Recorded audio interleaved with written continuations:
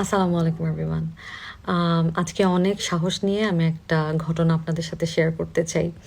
কারণ সাম্প্রতিক কিছু ঘটনা আমাকে আসলে ভাবাচ্ছে যে আসলে যাকে সবাই হাইলাইটেড করছে যে দোষটা উনি করেছে বা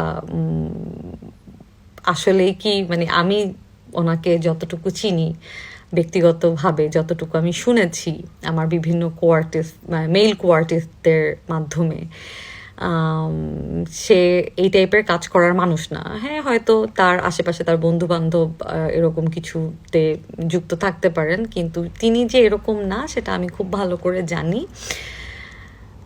আহ, এটা আমার ধারণা, সত্যি মিথ্যাটা আমি জানি না, যতটুকু আইডিয়া আছে। কারণ বাংলাদেশে সবচেয়ে বেশি ইজি হচ্ছে একটা মেয়েকে নিয়ে রিউমার ছড়ানো, এবং তার থেকে ইজি হচ্ছে যেই মেয়েটা ডিভোর্সি এবং অবশ্যই একটা মিডিয়া পারসন, এবং তার উপরে যদি হয়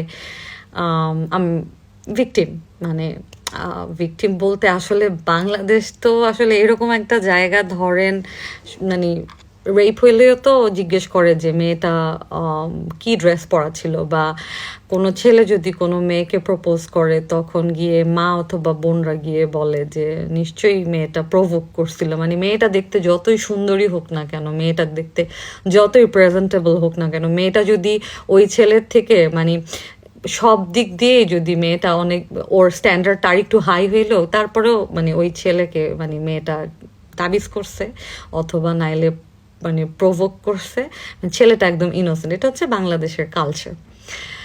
তো আমার সাথে এরকম একটা ঘটনা ঘটেছিল যে একবার 3-4 মাস আগে আমার প্যারেন্টস আমাকে জানালো যে একটা রেস্ট্রিক্টেড এরিয়া থেকে তাদেরকে ডাকা হয়েছে পরে খুবই কনফিডেন্সিয়ালি আমার শুধুমাত্র আমার বাবা মাকে ডেকে বলেছিলেন যে আমাকে নাকি তারা মদ্যপ অবস্থায় দেখতে পেয়েছিলেন, এবং সাথে নাকি কোনো একটা কোম্পানির সিইও ছিলেন, এবং সে 50 ঊর্ধ্ব নাকি, মানে এই টাইপের অনেক ক্লেম করছেন, সাথে নাকি আরও 2জন লোক ছিল। তো আমি কতক্ষণ শুনলাম, লাইক মনে মনে আমি বলতেছিলাম surprise, guess what, I don't drink. তো বাট আমি আমি জানি আমার আমার প্যারেন্টস কতটা ছোট হয়েছিলেন। তো আমি শুধু আমার বাবাকে বললাম যে বাবা, পৃথিবীর সবাই বিশ্বাস করলে তুমি বিশ্বাস করবা না, কারণ আমি তোমার কাছে এরকম কোনো কিছু হলে আমি সবার আগে তোমার কাছেই আসতাম। এরকম কোনো ঘটনা আমার সাথে ঘটেনি, কিন্তু আমি কিন্তু এরকম কোনো কিছু করি না। তার থেকে বড় কথা বাবা, আমি ড্রিঙ্ক করি না, alcohol consume করি না। Again, I have no complaint about, like, no judgment about whoever, like, do this kind of thing. It's completely their life. আমি জাজ করার কেউ না।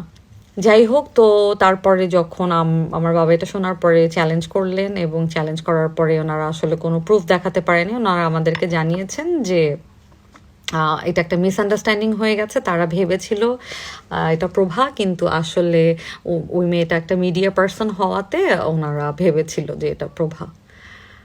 Kind of fishy.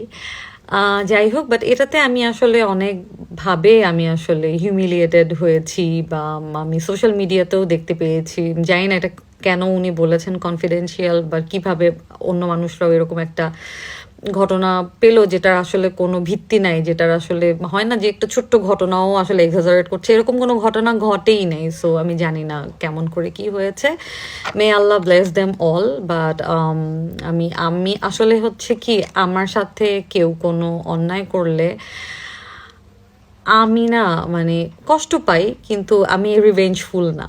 আমি আসলে ভাবি কি যে আমার মনে হয় যে যে আমার ক্ষতি করছে, যে আমার নামে মিথ্যা ব্লেম দিচ্ছে, যে আমাকে ডিফেম করতে চাচ্ছে, যে আমাকে কাঁদাচ্ছে, যে আমার ক্ষতি করছে, নিজ হাতে ক্ষতি করছে, ইনশাল্লাহ আমি আমার হয়ে আমার সৃষ্টিকর্তা আমার আল্লাহ সেটার উত্তরটা কোনো একদিন দিয়ে দিবে। সেটা 1 বছর পরে হোক, 10 বছর পরে হোক, 20 বছর পরে হোক, আমার মৃত্যুর পরে হোক, কোনো না কোনো দিন সেটার হিসাব একদম মানে হিসাব মিলিয়ে আমার সৃষ্টিকর্তা তাকে দিয়ে দিবে। এই জন্য আমাকে নিয়ে এই যে যারা মক করে, আমাকে 2টা বাজে কথা বলে যারা পৈশাচিক আনন্দ পায়, আমাকে নিয়ে মিথ্যা ব্লেম দিয়ে, আমাকে নিয়ে অনেক রকমের গুজব ছড়িয়ে যারা স্বস্তি পায়, আমি বিশ্বাস করেন, আম,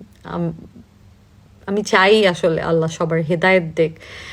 আমার যেমন কাউকে নিয়ে, মানে এটাকে আমি আসলে ইনসিকিউরিটি মনে করি। আমার যেমন কাউকে নিয়ে একটা মিথ্যা অপবাদ দিতে ইচ্ছা করে না। প্রথমত আমি আল্লাহকে ভয় পাই, যে এটা করলে তো আল্লাহ আমারে কোনো না কোনো দিনে এটার হিসাব বুঝায় দিবে।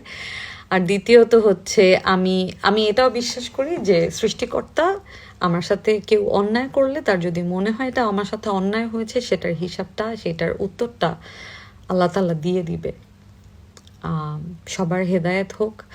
এবং জাস্ট বিকজ অফ আমি একটা মেয়ে এবং একটা মিডিয়া পারসন এবং একজন ডিভোর্সি এবং একজন ভিকটিম, যেখানে মানুষ আমাকেই, মানে গিলটিকে কথা না শুনিয়ে আমাকে নিয়েই আসলে মানুষ পড়ে থাকে।